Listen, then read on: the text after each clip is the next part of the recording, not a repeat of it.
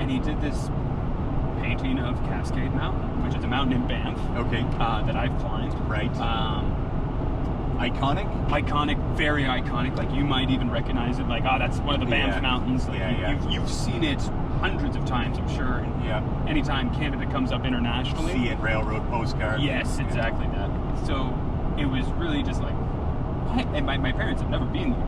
Right. I don't know why they have a painting of it. I didn't get it. Oh, they just loved it. Look at this guy climb this hill. What an ascent. What do you think that is? 45 degrees? 40? Yeah, but it's steep. Yeah.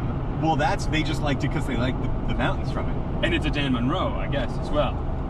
Right. But it was just kind of like Yeah. Interesting. Do they have art? My parents? Yeah. Yeah. What's their art taste? Simplistic.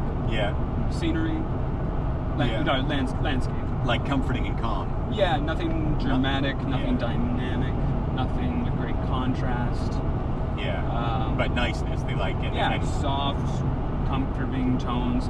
And I should say, like, my mother likes fall scenes.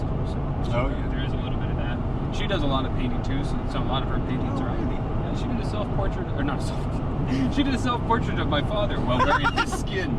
Oh my God! Well, then let me tell you this. What? There's this fantastic book by Gertrude Stein, the namesake of our dog. Yes, of course. That she wrote her autobiography and called it the autobiography of Alice B. Toklas, who was her partner.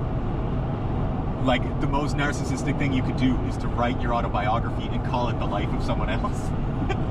But she's epic. It's a beautiful book. It's an awesome book. Is it a joke, like the title, or is it actually they're narcissism? so entwined, and she was an incredible author, of course, and a really important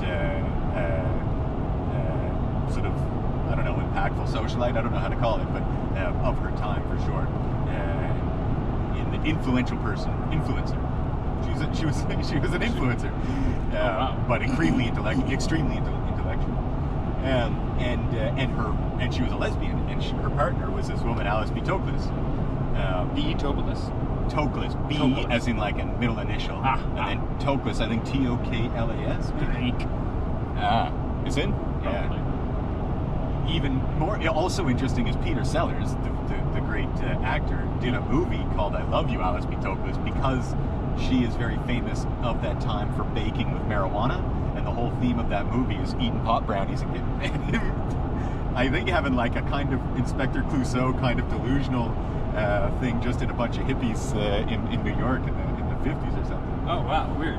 But anyway, so of that scene, but she called her autobiography like the story of her life, which is the story of both of their lives, I guess, in some ways. Except not even. I think like the first third of the book is just her talking about her life before she met.